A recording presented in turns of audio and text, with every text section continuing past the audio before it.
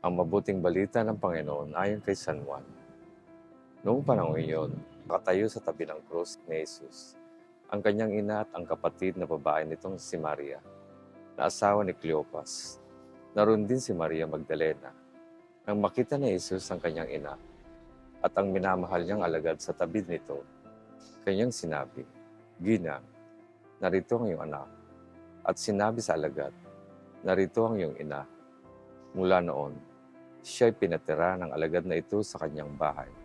Alam ni Jesus na naganap na ang lahat ng bagay. At bilang katuparan ng kasulatan ay sinabi niya, "Nauuhaw ako." May isang mangkok doon na puno ng maasim na alak. Itinubog nila rito ang isang espoha, ikinabit sa sanga ng isopo, at idiniit sa kanyang bibig. Nang masipsip ni Jesus ang alak ay kanyang sinabi, "Naganap na." Iniyukayok niya ang kanyang ulo at nalagot ang kanyang hininga.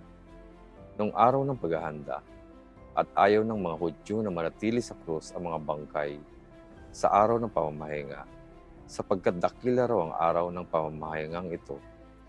Kaya't hiniling nila kay Pilato na ipabali nito ang mga binti ng mga pinako sa krus at alasin doon ang mga bangkay. Naparoon nga ang mga kawal at binali ang mga binti ng dalawang pinakong kasabay ni Jesus. Ngunit pagdating nila kay Jesus at makitang patay na siya, hindi nila binali ang kanyang binti. Subalit, inulos ng sibat ng isa sa mga kawal ang tagliran ni Jesus at biglang dumaloy ang dugo at tubig.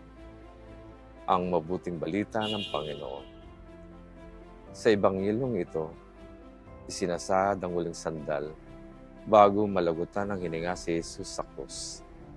Makikitang bago nalagutan si Jesus ng buhay, ay kanyang sinabi, "Naganap na."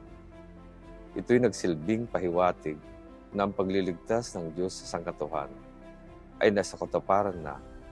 Ito ay yamang naniniwala tayo sa Panginoong Hesus ng ating mga kasalanan ay napatawad na at tayo ay nabigyan ng pagkakataong humingi ng kapatawaran sa ating mga kasalanan sa pamamagitan ng ating pananampalataya. Makikitang naganap na ang lahat ng bagay pagkatapos malagitan ng hininga si Jesus. Pinakita rin ang walang kaawaan na ginawa ng mga kawal kay Jesus nang ito'y mauhaw.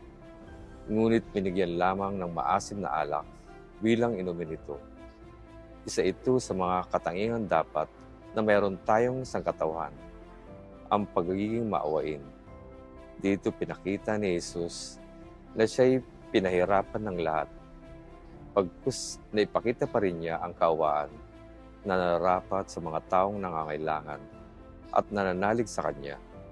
Ang pagiging maawain, ang pagiging mabuti sa kapwa. Sinasabi na kung gusto mong gawang ka ng kabutihan, dapat lang ay gawin mo rin ito sa iyong kapwa.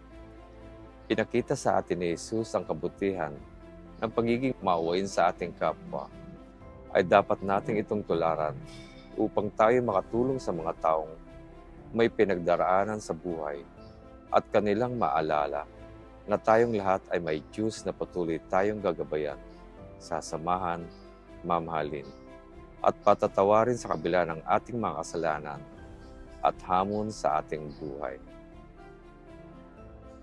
Manalangin po tayo. Mahal na po ang Jesucristo, ako po'y lubos na nagpapasalamat sa lahat po ng iyong mga biyaya na ipinagkakaloob niyo po sa amin. Naway kaawaan niyo po kami, Panginoon, sa lahat ng aming pagkakasala. Gabayan at turuan niyo po kaming magpatawad at maging maawain sa aming kapwa.